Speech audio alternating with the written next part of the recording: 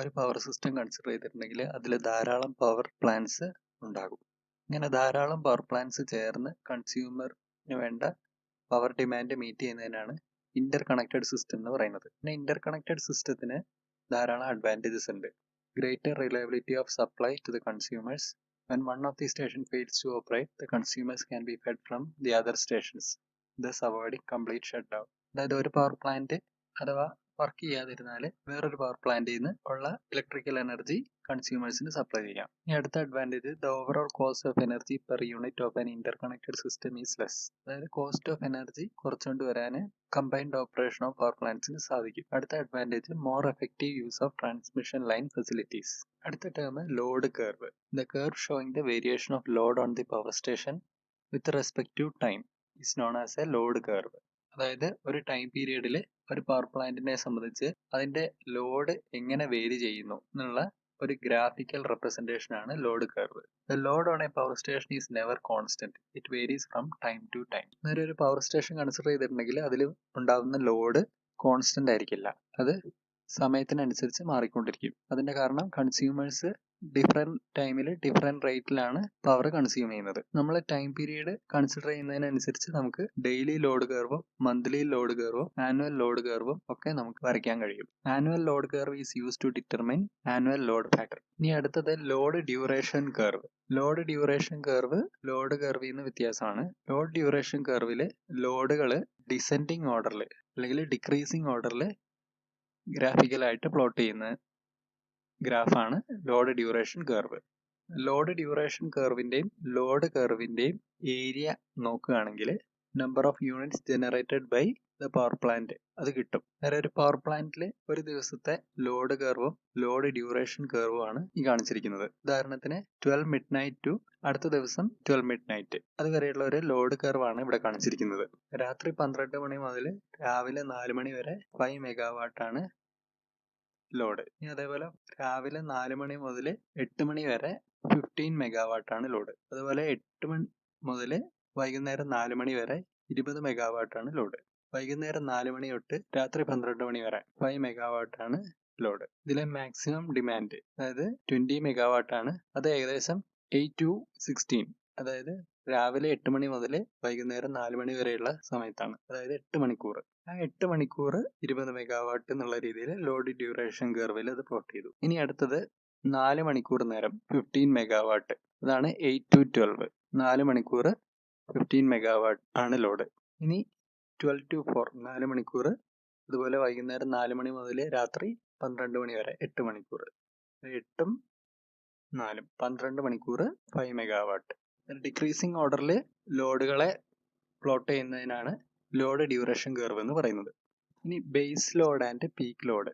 നേരം ലോഡ് കർവിൽ നോക്കിയാൽ മനസ്സിലാവും ഇതിൽ ഓൾമോസ്റ്റ് കോൺസ്റ്റന്റ് ആയിട്ടുള്ള ഡിമാൻഡ് അല്ലെങ്കിൽ ലോഡ് കോൺസ്റ്റന്റ് ആയിട്ടുള്ള ലോഡിനെയാണ് ബേസ് ലോഡ് എന്ന് പറയുന്നത്. ഈ ബേസ് ലോഡിന്റെ മുകളിൽ പോകുന്ന പീക്കുകളെയാണ് പീക്ക് ലോഡ് എന്ന് പറയുന്നത്. അതായത് ഒരു പവർ പ്ലാന്റിന്റെ ലോഡ് കൺസിഡർ ചെയ്താൽ അതിൽ കോൺസ്റ്റന്റ് ആയിട്ടുള്ള ലോഡിനെ ബേസ് ലോഡ് എന്നും ബേസ് ലോഡിന്റെ മുകളിലുള്ള പീക്കുകളെ പീക്ക് ലോഡ് എന്നും വിളിക്കുകയാണ് ചെയ്യുക.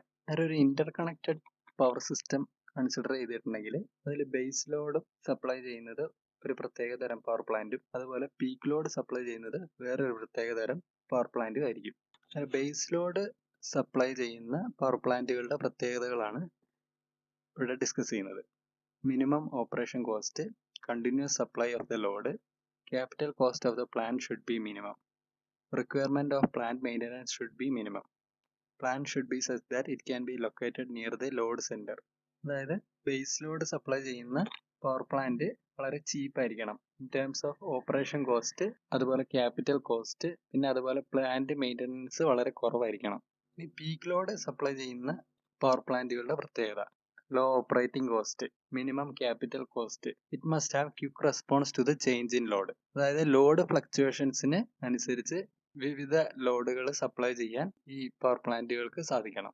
The plant should be capable of being started from called conditions within minimum time. അതായത് ഇത് പ്രവർത്തിക്കാതിരിക്കുന്ന സമയത്ത് നിന്ന് പെട്ടെന്ന് വർക്ക് ചെയ്യുന്ന കണ്ടീഷനിലേക്ക് കൊണ്ടുവരാൻ കഴിയണം.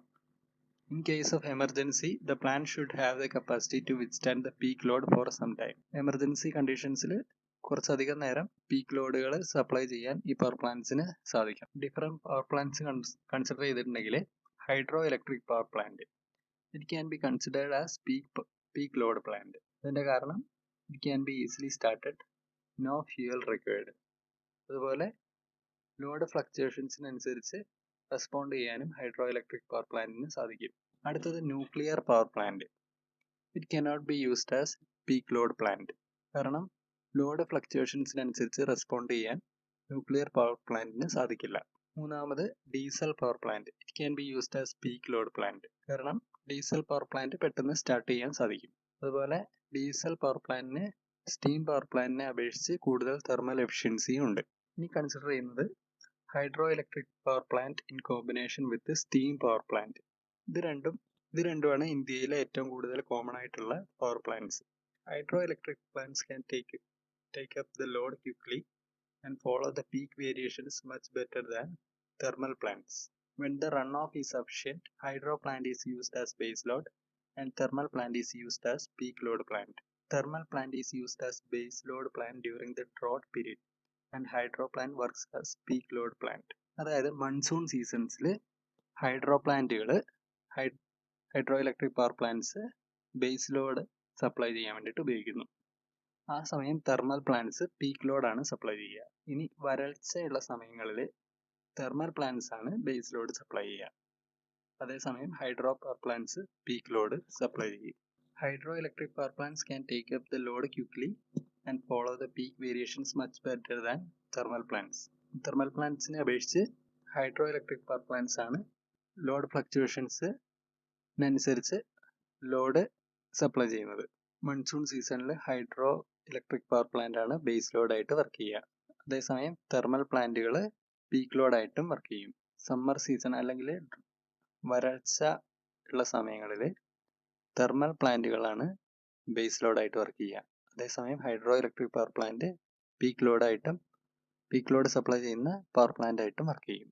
Hydrothermal scheduling is performed in order to find the optimum allocation of hydro energy so that annual operating cost of a mixed hydrothermal system is minimized.